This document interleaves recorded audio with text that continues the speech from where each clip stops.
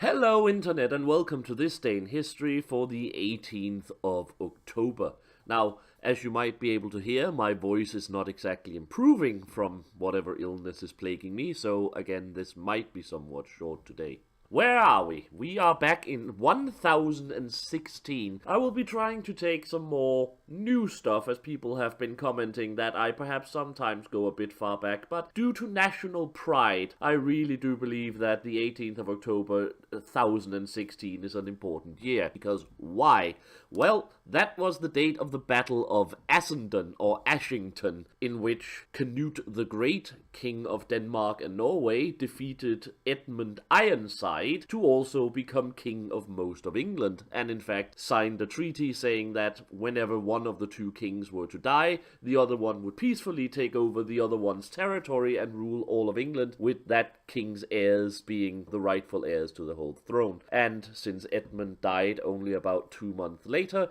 Canute became king of England and founded the immensely powerful, if rather short-lived, North Sea Empire, which in about 19 years created a political and military power that controlled most of the British Isles as well as most of Scandinavia, becoming easily the second most powerful nation or power in Europe at the time after the Holy Roman Empire, if not in fact being as powerful as the Holy Roman Empire. Of course, Canute and the emperor at that time were very good friends, so it never came to any kind of confrontation. In fact, they were allies, and Canute was the guest of honor at the emperor's coronation. Of course, after Canute's early death, there was very little to hold the empire together, and it splintered off with one of his nephews taking control of Denmark and Norway, then Norway splitting up, then Norway getting back. Well, that is the story of Scandinavia in the late or ending of the Viking era. But, of course, Canute's father had already been king of England for some months a couple of years earlier before Ashington. Sven Forkbeard had taken it in around 1014 before dying of some kind of illness in England, at which point Edmund Ironside pressed his claim and was chosen as king by the English magnates, at which point Canute returned terribly, fought several battles, and then, of course, as we just said, finally ended it at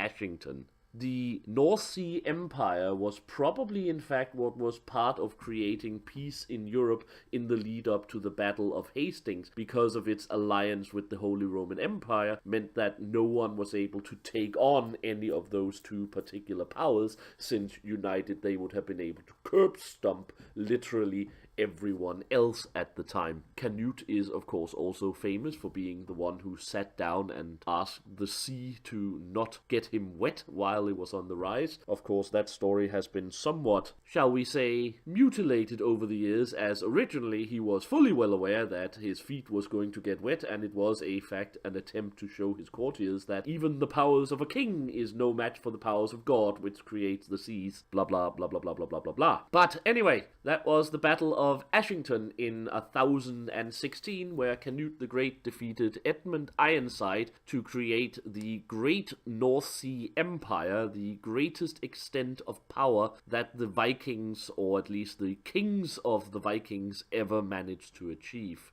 I hope this has been of interest to you, and until next time, I have been the Sage, and I wish you all a very happy day.